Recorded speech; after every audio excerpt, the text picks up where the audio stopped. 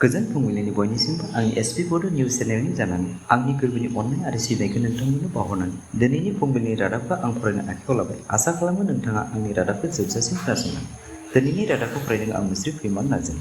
मैया आसामनि सोलोंथाइ मन्थ्रि डक्टर रेनेस पेगु बिथाङा लाख लाख आसामनि फोरोंगिरिफोरनि थाखाय मोनसे गोनांथार खौरां फोसावो। गावनि टुइटारनि गेजेरजों बिथाङा फोसावदि फोरोंगिरि साख्रि मावग्राफोरा गुबुन जिल्लायाव ट्रेन्सफार खालामनायनि जा नाजानाय दंमोन बेयो गनायजाथाव नङा। बिथाङा फोसावदि जेब्ला एडभार्टाइजमेन्ट होदोंमोन बे समावनो बबे जिल्लायाव बेसेबां खालि दंमोन बेखौ मख'खानाय जादोंमोन आरो बेफोर खालि पदनि एगेन्स्टआवसो फोरोंगिरिनि थिसननायखौबो होनाय जादोंमोन होनना बिथाङा रोखा खालामना होयो। मख'थावना दि फोरोंगिरि ट्रेन्सफार एक्ट 2017 बायदि खमैबो 10 बोसोर साख्रि मावनायनि उनावसो टिचार ट्रेन्सफार होनाय जागोन होनना लिरनाय थानायनि थाखाय खायसे जिल्लानिफ्राय ट्रेन्सफारआ सम्भब जानाय नङा होनना बिथाङा बुङो।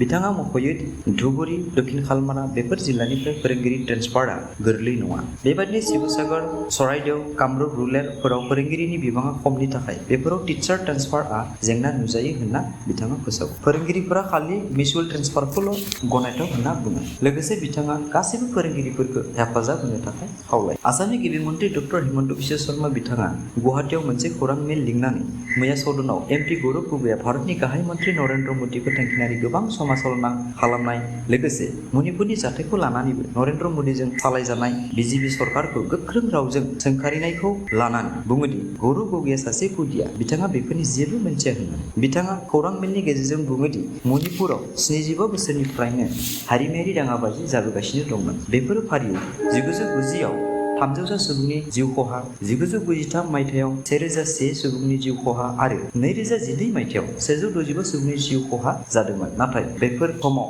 सासेबो कंग्रेस दैदेनगिरिफ्रा खबर लानो थाङाखैमोन होनना बुङो। बिथाङा कंग्रेसखौ थांखिनानै क'क्राझारनि आरो अदालगुरिनि हारिमायारि दाङाबाजि समावबो कंग्रेसनि डक्टर मनमोहन सिंहआ 1 घन्टानि थाखायल' सम होनो हादोंमोन होनना बुङो। लोगोसे बिथाङा बुङोदि निलिनि जाथायनि समावबो इन्दिरा गान्धीआ 5 मिनिटल' सम होनो हादोंमोन। नाथाय आथिखालाव गावसोरनि राजखान्थि हान्जानि अमित शाहआ मणिपुराव सानथाम थानाय बाथ्राखौ बुंना कंग्रेसखौ गोख्रों गाग्लोबो। सरासनस्रायै मानसिफोरा सानो फिसा मानसिफोरासो गोबां समस्याजों गिनांगौ जायो। नाथाय बे बाथ्राया थारैनो नंखाय। मैया झारखन्डनि गिबि मन्थ्रि हेमन्त सोरेनखौ इउडिएजों रान्जीनि हानि केलेंकारियाव सामन खालामहरजानाय जों नुनो मोनो। बिथाङा 14 आगस्ट खालारखालि इउडिएनि सिगाङाव रोखा सोंनायनि फिननायखौ होनो नांगोन। बेवहाय मख'नाय दङदि हानि केलेंकारियाव सोरेननि नखरनि गासैबो सुबुङा लोब्बा दं आरो दासिम गासै बे दायाव 13 जन सुबुंखौ एरेस्ट खालामनाय जाबाय। थांनाय 2022 मायथाइनि 18 नभेम्बर खालारखालिबो गिबि मन्थ्रि बिथाङा 10 घन्टा जेरा खालामजाखो। मानसिनि थैनाया थारै इसोरनि माया ना मानसिनि गावनि गोरोन्थिनि माया, बे बाथ्राखौ दिनैसिमबो रावबो रोखा बुंनो हाया। जायखिजाया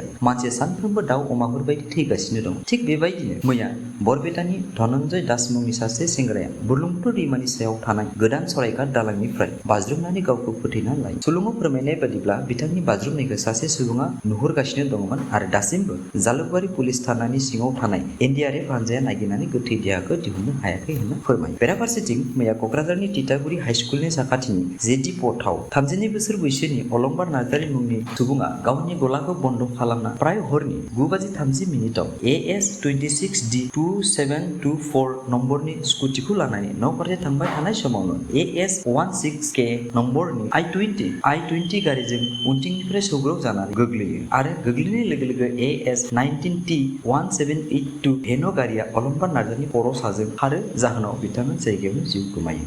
फैबाय थानाय 15 आगस्तखौ भारत सरकारा आजादी का अमृत महोत्सव हिसाबै फालिनायनि थाखाय गोबां हाबाफारि फोसावनाय लेखायै VCDC अफिस आरो पन्चायत अफिसफोराव बे ओनसोलनि रौनिया हान्जानि रिटायार सुबुंफोरखौ लानानै लोगोसे मुंख्लं नखरनि सुबुंखौ मान बावनायनि लेखायै गरिसर ब्लकनि सिङाव थानाय निजबेदना VCDCआ मैया गाजा गोमजायै प्राय 200 सुबुंफोरखौ लाना उत्सव पालन खालामो। बेवहाय दङमोन निजबेदनानि गावप्रधान नगेन चन्द्र बर' आरो धनेश्वर सरकार, लोगोसे अन्जलि सैनारि, एग्रिगेटेड इन्जिनियार गरिसर block, GRS Narahari Deka, VCDC chairman Bipul Debnath. रादाब खोनासंगिरि नोंथांमोन, दिनैनि रादाबा एसेनोसै। गाबोन फिन लोगो मोनफिननायनि आसाजों आंनि अननाय सिबिनायखौ नोंथांमोननो फिन खेबसे जासिहरफिननानै अन्नानै आंनि गोदानथार एसपि बड' निउज चेनेलखौ साबस्क्राइब, शेयार आरो लाइक खालामनो गुरै खावलायहरनाय जाबाय। एसेनोसै, गोजोन्थों।